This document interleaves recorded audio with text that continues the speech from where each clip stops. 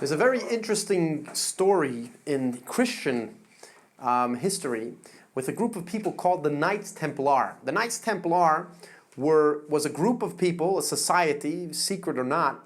They were a group of people that would guard the place of the Holy Temple on the site on the site in Jerusalem where the Holy Temple was built.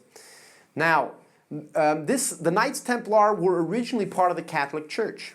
At a certain point in time, the Catholic Church got into some type of a quarrel with them, wanted to kill them all out, and they ended up running away to Scotland, where they settled, where coincidentally is where the Freemasons also started, and many people feel that the Freemasons was a continuation of this group called the Knights Templar. Now, why did the Knights Templar get into a quarrel with the Catholic Church? There is a legend that the Knights Templar began learning from the elders of Jerusalem and started turning away from the Catholic Church and realizing that there was a deeper spirituality that was available, a more authentic spirituality than they were being offered. And because they were slowly moving away from the influence of the Catholic Church was afraid that if they were to become openly endorse Judaism or even Kabbalistic ideas, even if it was separate from Judaism, if they were just going to accept some of these Kabbalistic ideas, they would draw many other Christians with them. And therefore, they wanted to kill them all out. And of course, they ran away and possibly established the Freemasons.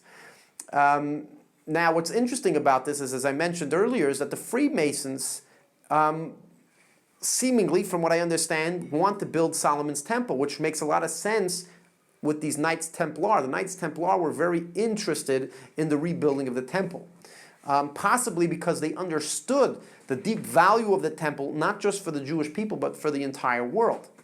The question is, who were these elders? There was Jewish people, Jewish scholars that lived for thousands of years prior to the Knights Templar and after the Knights Templar. When was the last time that a group of priests got together and was ready to convert to Judaism or to leave their churches because they learned something from Jewish sages? The answer is there is no other story. So this itself is a mystery. Who are these rabbis? How are they so convincing that they were going to take people away from a religion that they were already dedicated to? This is a very powerful indication that perhaps some of these secret members of the rabbis of the secret society, the secret tzaddikim, met with these Templars and for some reason decided to teach them some of these deep ideas within Judaism. Again, the ideas of Kabbalah, even though they are the backbone of Judaism, but they're also a world vision on enhancing morality and ethics in the entire world. Okay, so it's possible that these rabbis actually said, you know what, let's try to encourage these people to be better Gentiles, better non-Jews. Again, Judaism does not proselytize. We don't try to convert people to Judaism, but we do believe in trying to teach morals and ethics to everyone in the world, that there should be global moral and ethics. People shouldn't kill each other, people shouldn't steal, etc. Many ideas that are core basics in Jewish moral and ethics. So it's possible that these secret rabbis were teaching these Templars, and these Templars were going to pull away from certain ideas of the Catholic Church, which conflict with the spirituality of the Kabbalah. And that's why they were chased down by the Catholics. That's why they were killed and eventually ran away, which is very interesting because then they started the Freemasons, which also has a lot of Jewish influence inside of it.